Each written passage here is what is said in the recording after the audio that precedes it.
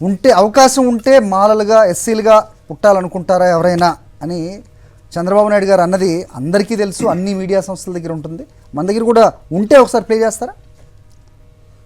కోరుకున్న పుట్ల నువ్వు ఏ కులంలో పుట్టావు నీకు తెలియదు, నువ్వు పుట్టాలను కోరుకున్నావా? ఎవరు మాత్రం ఎస్సీ కులంలో పుట్టాలని కోరుకుంటారు?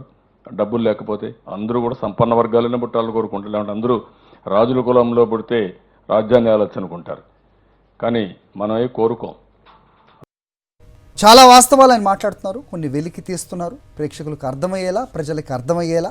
ఎన్నికలు ముంగిట్లో ఉన్న నేపథ్యంలో ఆయన మాట్లాడుతున్న ప్రతి మాట ఒక తూట. చెప్పండి.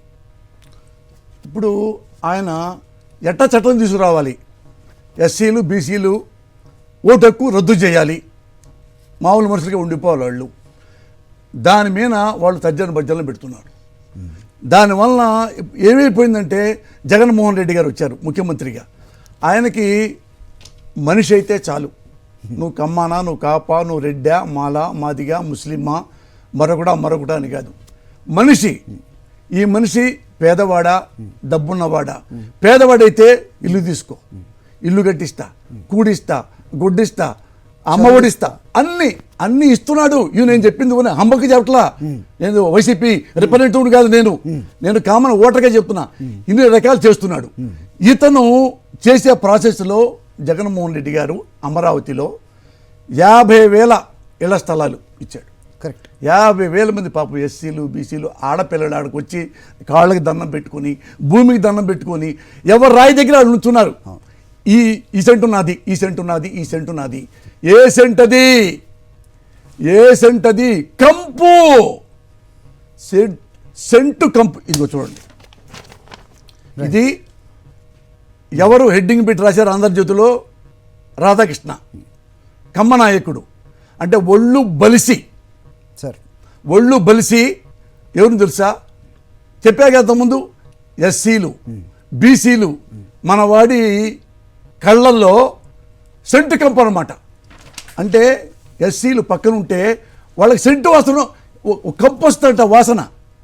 హరి వాళ్ళకి ఎస్సీలు కానీ పక్కన ఉంటే, మాల సోదరులు, మాది సోదరులు ఎవరన్నా పక్కన ఉంటే వాళ్ళ కంపు కొట్టుద్దంట. ఆ కంపే సెంట్. అంటే సెంట్ ఇచ్చారు కదా పేదాడికి జగన్మోహన్ రెడ్డి గారు, ఇస్తే అందుకే ఇతను తట్టుకోలేక, అమ్మా ఇదంతా మా చుట్టుపక్కలంతా మన కమ్మాసి ఉన్నారు కదా, ఇక్కడ 50,000 మంది ఉంటే చుట్టుపక్కల మన కమ్మాస్ ఏమైపోవాలి, మాలాంటి కమ్మాళ్ళు ఏమైపోవాలి? Demographical imbalance. There you are. అది కదా, అది అందుకు చూడు ఎంత కుళ్ళుగా పోతే సెంటు కంపు. అన్న భూమి కంపు కొట్టుద్ది ఎప్పుడన్నా? భూమాత కంపు కొట్టుద్దా? ఎన్ని కొన్నారు మీరు భూములు? ఈ కంపు దేనికి పెట్టారకున్నా? ఎస్సీ ఎస్టీ వాళ్ళు కంపు వీళ్ళకి తోలిపారేసి ఇది మనం తీసుకొని మన కమ్మాళ్ళు ఇల్లు కట్టుకోవాలి. ఈయన పాపం ఇల్లు కట్టిస్తానికి మొదలు పెడితే కోర్టుకి వెళ్ళి స్టే తెచ్చుకున్నారు. అంతే కదా సార్, అడుగడుగునా చేస్తుంది. అదే కదా. ఎందుకు? వీళ్ళు కమ్మాళ్ళ పక్క, వీళ్ళు ఎస్సీలు బీసీలు మా పక్క ఉంటారా సార్? నేను అందుకే అన్నాను ఈ మాట. ఏది? ఇతను ఎస్సీలు ఎస్టీలకి ఓటు లేకుండా చేయాలి. చేస్తే ఏమవుతుందిక?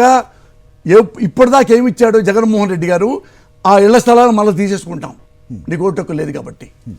పింఛన్లు మొత్తం తీసేసుకుంటాం, పథకాలు మొత్తం తీసేసుకుంటాం. చంద్రబాబు ఇప్పుడు చెప్పింది, మొన్న చెప్పింది ఇది, ఈ పథకాలన్నీ క్యాన్సిల్ రా.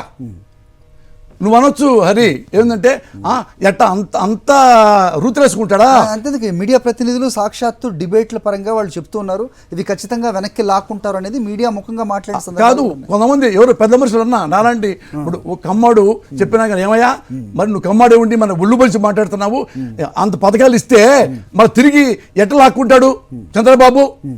హౌ డేర్ యూ అట్లా మాట్లాడుతున్నావు సాక్ష్యంలో కూర్చొని? సాక్ష్యం నా దగ్గర సాక్ష్యం ఉంది. ది గ్రేట్ ఎన్టీ రామారావు పేదలకి, ఇదే ఎస్సీలకు, అదే బీసీలకు, మాల సోదరులకు, మాది సోదరులు, పేదవాళ్ళకి, వీళ్ళందరికీ 2 రూపాయలతో కిలో బియ్యం సంతోషంగా తింటున్నారు. రామారావు వెండిపోటు పొడిచాడు, చంద్రబాబు ముఖ్యమంత్రి అయ్యాడు. ఏం చేశాడు? ఫస్ట్ ఎవడైతే పేదవాడు, ఎవరైతే ఎస్సీలు బీసీలు పేదవాళ్ళు అన్నం తింటున్నారో 2 రూపాయల పథకం, కిలో పథకం వెంటనే క్యాన్సిల్. తెలుసా మీకు ఇది? తెలుసా? ఎస్.